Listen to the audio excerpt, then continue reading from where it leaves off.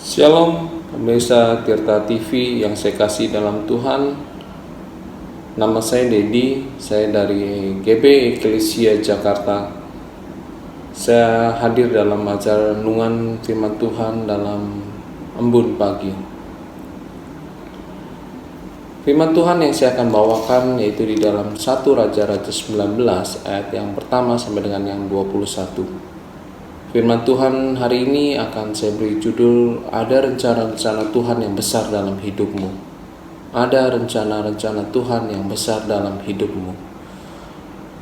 Bila kita baca dalam pasal yang ke-18, di situ dipertunjukkan bahwa kuasa Tuhan yang dilakukan oleh Nabi Elia dalam menantang nabi-nabi Baal, di mana Nabi Elia mempertunjukkan bahwa Nabi Baal tidak memiliki Allah yang penuh kuasa, sedangkan Nabi Elia mempertunjukkan bahwa Allah yang dia sembah adalah Allah yang luar biasa. Namun sangat disayangkan hal itu hanya terjadi di dalam pasalnya yang ke-18. Apa yang terjadi dalam pasal yang 19 inilah yang kita pelajari, karena banyak rencana-rencana Tuhan yang besar yang sekarang ini sedang diusahakan untuk digagalkan atau dipengaruhi oleh iblis untuk gagal dalam hidup kita.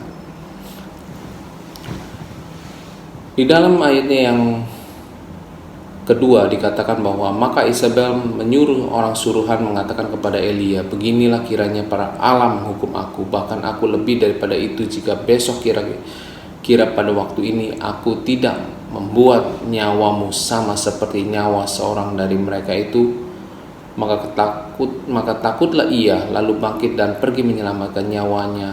Dan setelah sampai ke Berseba, ia masuk dalam Yehuda dan meninggalkan bujangnya di sana.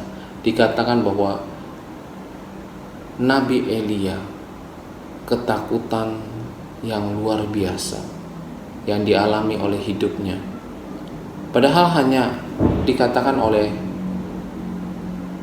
istri dari Ahab yaitu Isabel menyuruh pada pegawainya untuk menangkap Elia.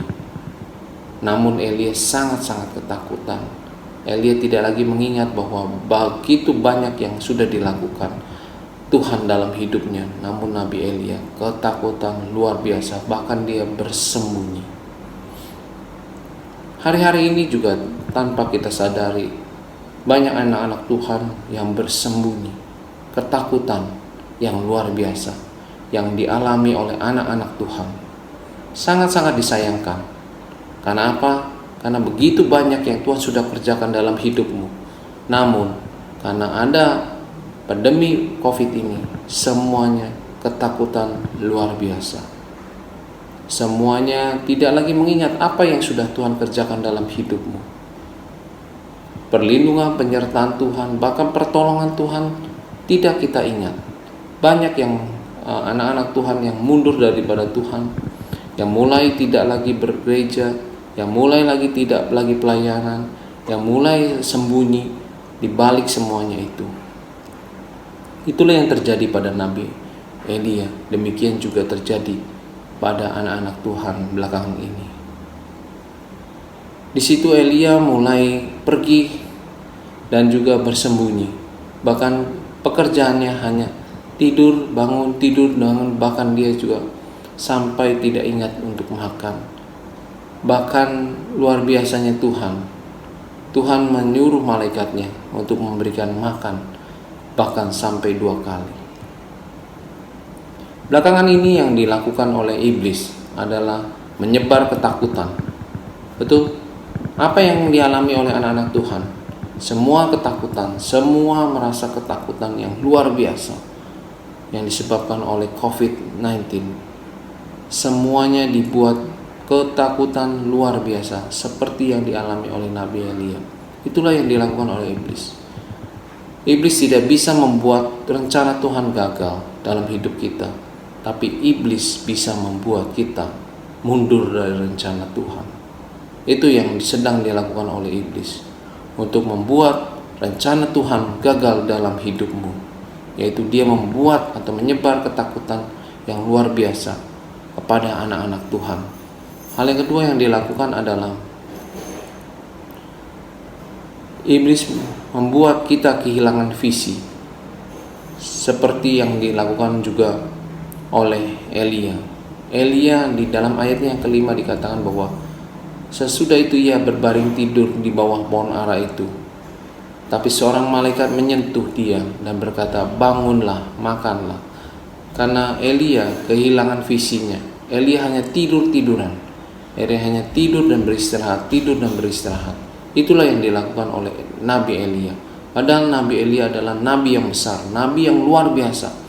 Bahkan dia menyembelih puluhan, bahkan ribuan nabi-nabi Baal yang sudah kalah dalam pertunjukan tentang kuasa Tuhan.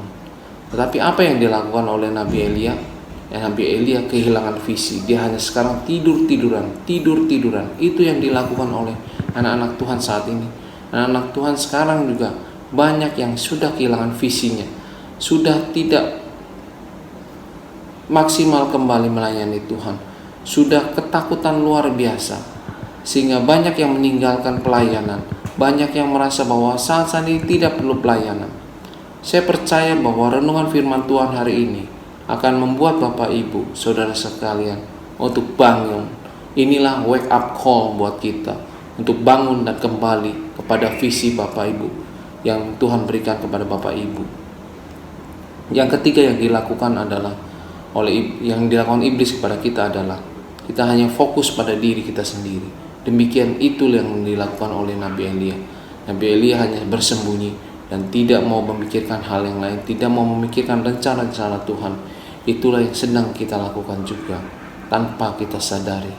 Kita sekarang semuanya sibuk dengan diri kita sendiri, tidak mau berpikir tentang rencana-rencana Tuhan, tidak mau bertanya tentang apa rencana Tuhan dalam hidupmu, tidak bertanya kepada Tuhan apa yang harus kita lakukan. Tetapi kita ketakutan, kita kehilangan visi, kita mementingkan diri kita sendiri.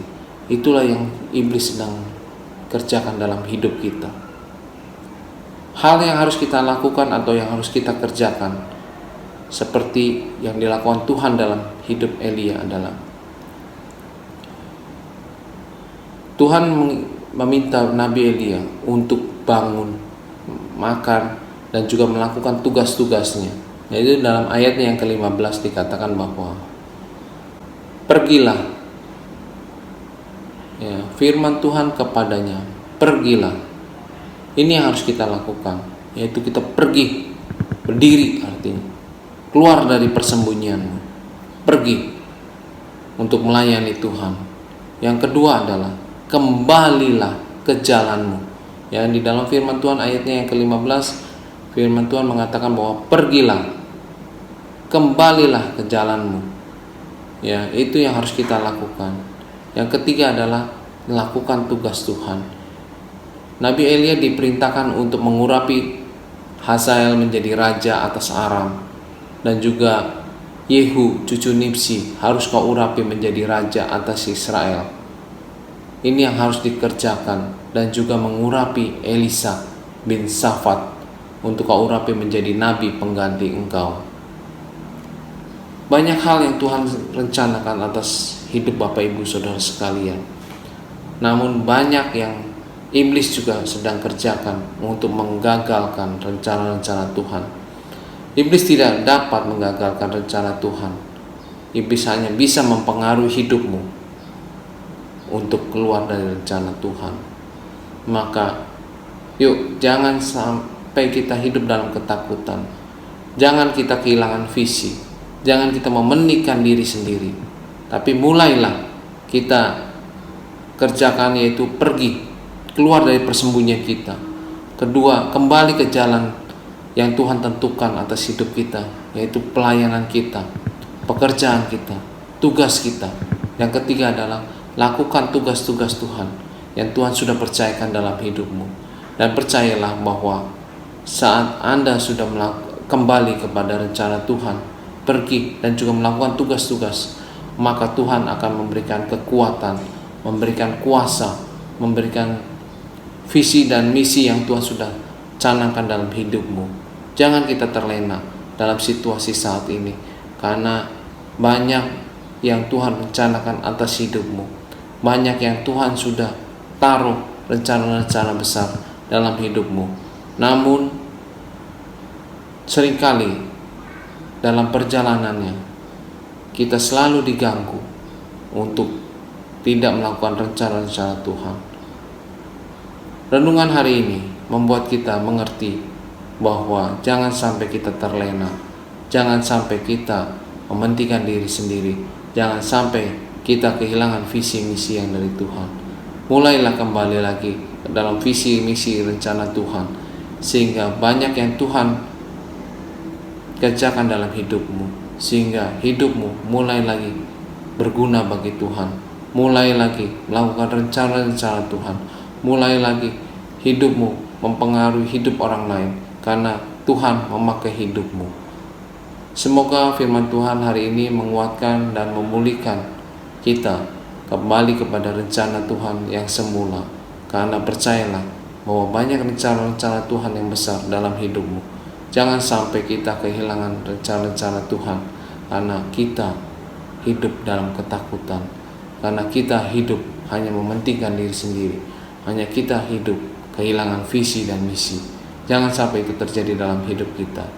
Tuhan Yesus memberkati. Shalom.